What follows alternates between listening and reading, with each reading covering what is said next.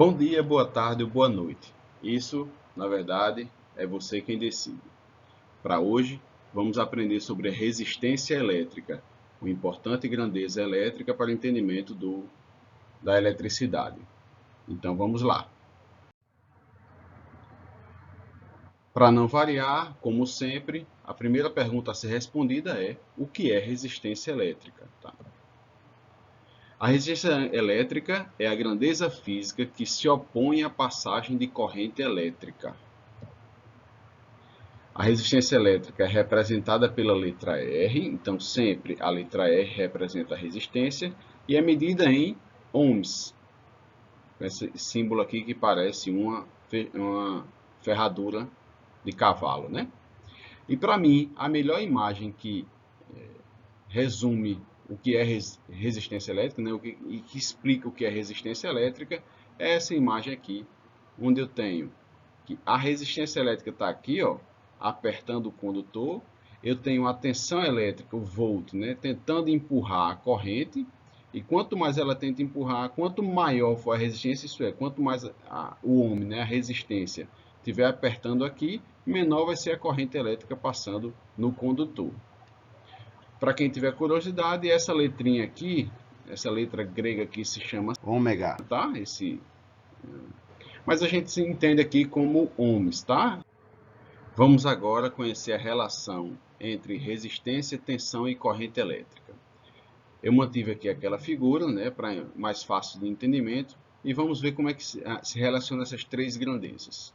Por exemplo, se nesse símbolo aqui de igual, eu vou manter constante a tensão, tá? Então a tensão que eu estou aplicando aqui, a força que eu estou aplicando no cabo vai ser igual, vai ser constante, e o que eu vou fazer é aumentar a resistência. Então, a resistência, que é esse cara aqui, vai aumentar a força que ela exerce, tá? Então vai dificultar a passagem de corrente elétrica. Então, se eu mantenho a força constante e aumento a resistência, o que acontece com a corrente? A corrente tem que cair. Tá? Da mesma forma, se eu ainda mantenho constante a tensão, mantive a tensão constante, a força é a mesma que eu estou aplicando, mas agora eu reduzo a resistência elétrica. Se eu reduzo a resistência elétrica, ele afrouxou um pouquinho mais. Se ele afrouxou um pouquinho mais, vai passar mais corrente elétrica, então a corrente elétrica vai subir.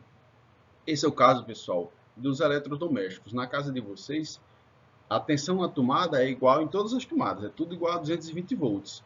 Mas se eu colocar diferentes eletrodomésticos, eu tenho diferentes resistências ali em cada eletrodoméstico. Então eu tenho diferente corrente. Quanto maior a resistência do eletrodoméstico, menor será a corrente, ou vice-versa. Quanto menor a resistência, maior a corrente. E agora dá para entender por que eu tenho diferentes correntes elétricas em diferentes eletrodomésticos.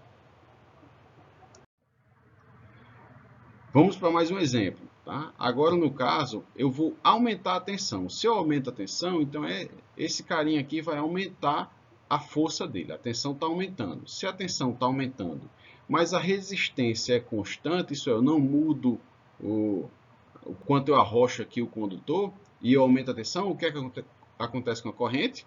A corrente vai aumentar. Tá? Então, a corrente aumentou porque a tensão aumentou, mantendo a resistência constante. Da mesma forma como se eu reduzir essa força aqui, né, a tensão aplicada, e eu mantiver essa resistência aqui constante, o que acontece com a corrente? Você já deve saber, a corrente tem que reduzir, tem que diminuir. Esse é um caso, por exemplo, de um resistor de chuveiro elétrico. O resistor de chuveiro elétrico lá no sudeste, a tensão lá é menor. Então, se eu caio a tensão, né, usando o resistor lá no sudeste, onde eu tenho uma tensão menor, a corrente do chuveiro lá vai ser menor. Mais um caso aí entre a relação tensão e corrente, tensão, resistência e corrente, vamos lá.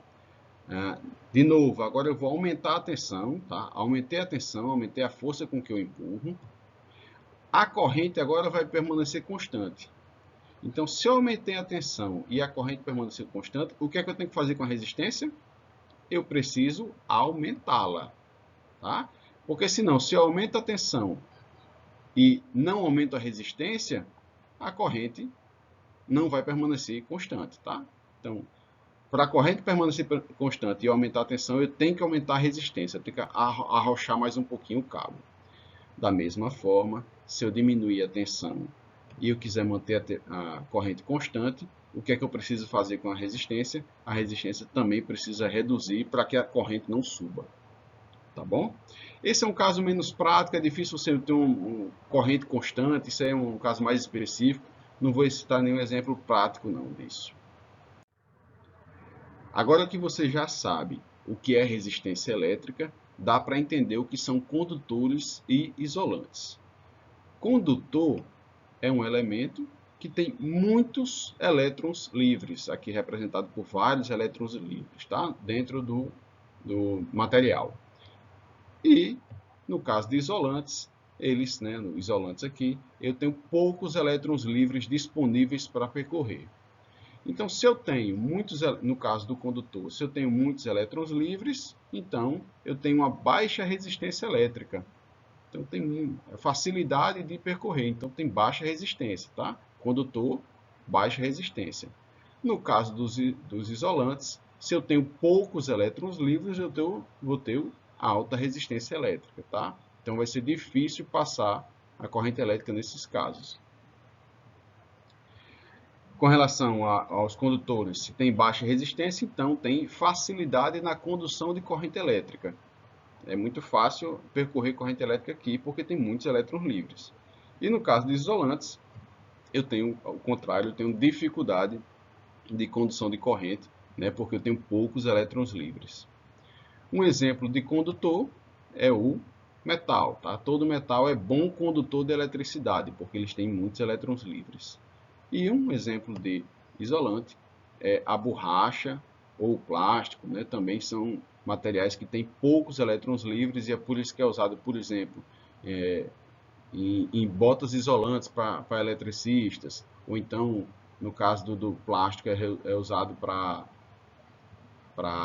fabricar tomada na parte que não quer que você leve choque, né? Então é usado o plástico aí como isolante. E no caso dos condutores, o cobre ou alumínio é usado nos fios, né? Para se percorrer corrente com facilidade. Parabéns por mais esse conhecimento adquirido. Agora você já sabe o que é resistência elétrica. Não deixe de fazer os exercícios para fixar seu conhecimento e um forte abraço. Até a próxima.